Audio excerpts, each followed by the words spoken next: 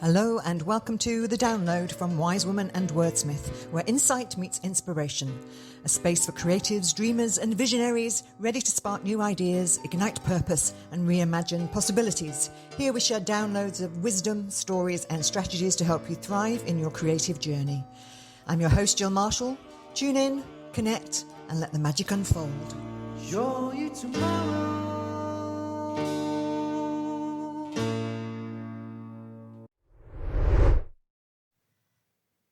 There are some friendships that feel like home, some that feel like mirrors, and some, like the one I'm going to talk about today, that feel like an ongoing adventure.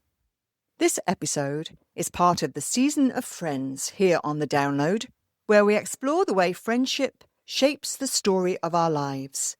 And today's story is a birthday celebration for my friend Sally, my fellow adventurer, ancestral explorer, and ghost story investigator and even experiencer of 25 years.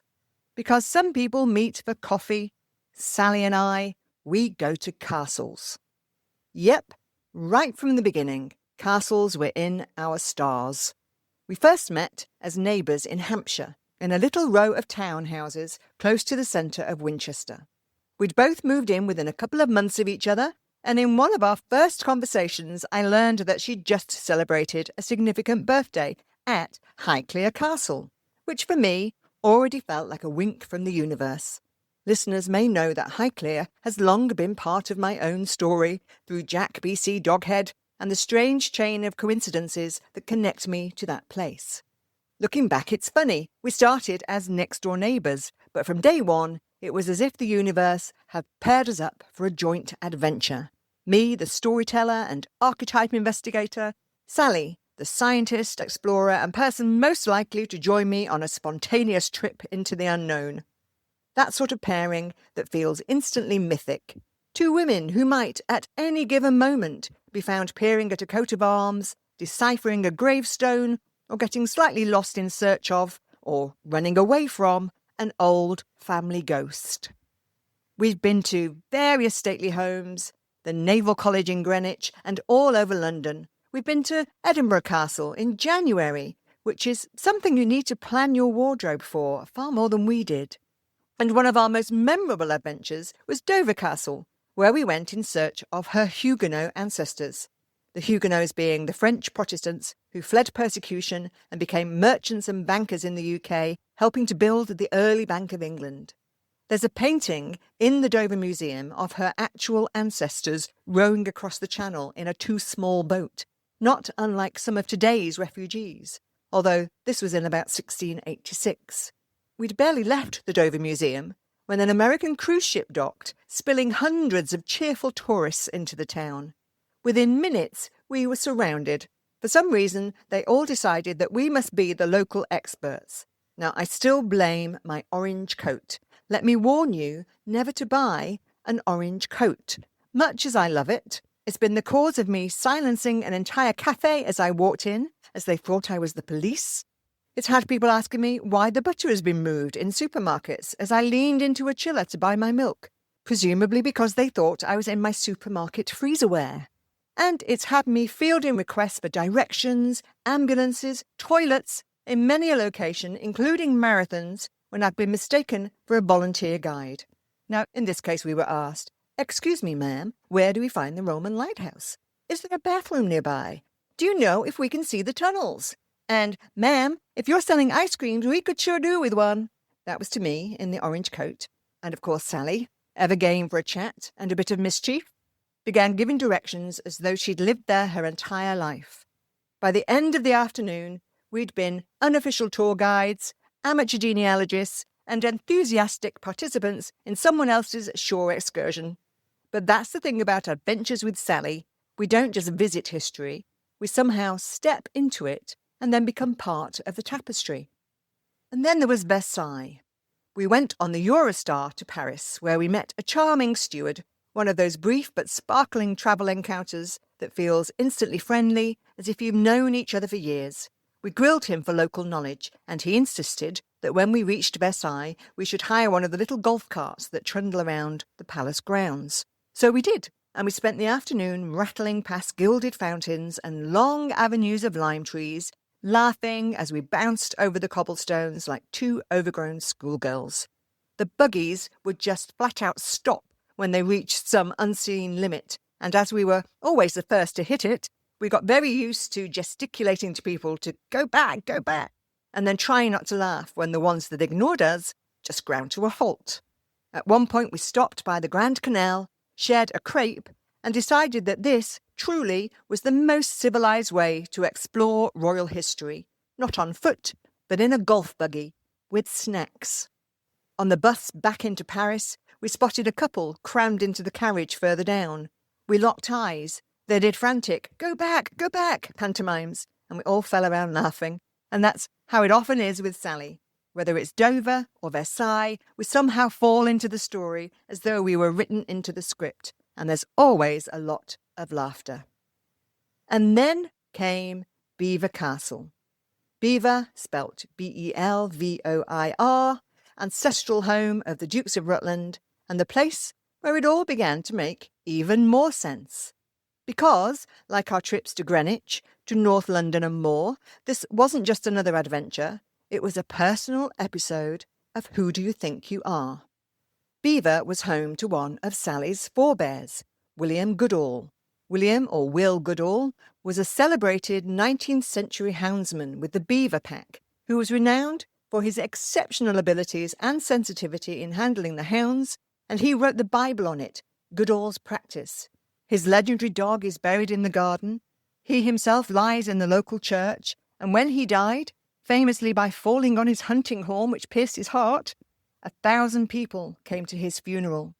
His wife was given a grace and favour house in another nearby village, where, of course, Sally and I later found yet another family connection carved into a stone on the village green. Now, because Sally had organised it ahead of time, we were met by the actual master of the hunt, who, to our great delight, turned out to be a woman. And not just any woman, but Princess Diana's sister, Lady Sarah McCorquodale. She was an absolute hoot. Spirited, funny, full of that old-school English eccentricity, and the kind of person you'd love to kick back with, sticking your shoes on the table and enjoying a cigar and a whiskey. She recently spent some time in hospital, after a horse-related accident, of course. And according to her brother, Earl Spencer, and I quote, the lead doctor said to her husband, she's quite a character, isn't she? Which I think is code for, can you take her home? Well, we adored her. We spent a couple of hours in her very fine company, and that of James, Master of Hounds, and his lovely family. Sally was shown round every inch of the place with the kind of reverence and respect reserved for people who honoured William Goodall's legacy and people in general. Finally, sadly, it was time to get going. We wanted to go to the local church to see William's famous burial place. However, the day we went to Belvoir, the castle was in full swing with a 24-hour running event, and getting out wasn't going to be as easy as getting in. Follow me, James pronounced. He then leapt onto a quad bike and hurtled off across the tussocky grass, skirting runners and walkers and general stumblers. So there we were, leaping into the car, two women in my 20-year-old Renault Clio, bouncing after the quad bike across the grounds of Belvoir Castle, with Sally leaning out of the passenger window, giving the full royal wave to the runners as they passed. I still don't know what they must have thought. Perhaps that some minor dignitary was inspecting the proceedings. But for us, it was pure hilarious magic, and a scene that has lived on in our friendship lexicon ever since. The Queen's Wave. And the Queen's Wave is probably fitting, given Sally's ancestry. Lovingly researched and traced by my mum, the expert genealogist, Sally's family history has unfolded like a storybook written across centuries. There's the sailing dynasty, which includes the man who taught Admiral Nelson to sail, the dentist who first used anaesthesia for dentistry and is memorialised with a blue plaque, the Huguenots of Dover who fled persecution, built fortunes in London Spitalfields, and were instrumental in the formation of the Bank of England. Annie Laurie, the Scottish beauty immortalised in the most famous love song of her age. And further back still, the line that runs to Robert the Bruce, and possibly, depending which thread you follow, a smattering of kings. I'm telling you, if the team behind the TV programme Who Do You Think You Are do ever want to venture into the ancestry of the non-famous, this dynasty would be the greatest place to start. It's a web of human courage and invention, full of sailors, notable scientists, reformers and dreamers. But what I love most is not just the pedigree, it's the way Sally carries it, lightly, curiously, as a set of stories to be explored, rather than trophies to be displayed. We've enjoyed this map of her ancestry as a labyrinth, a mystery that invites you in and then teases you with half-forgotten names and whispered legends. There's still one mystery we haven't cracked, the apocryphal story of a connection to a baron, a tale passed down through generations but never quite proven. Every so often we circle back to it, and so does my mum, like sleuths reopening a cold case. There are clues, a crest here, a note there, but no final confirmation. And somehow, maybe that's right for now. Because friendship, like genealogy, is never really finished. There's always another clue, another story, another road trip waiting to happen. Maybe that's the real reason behind all of these castle adventures.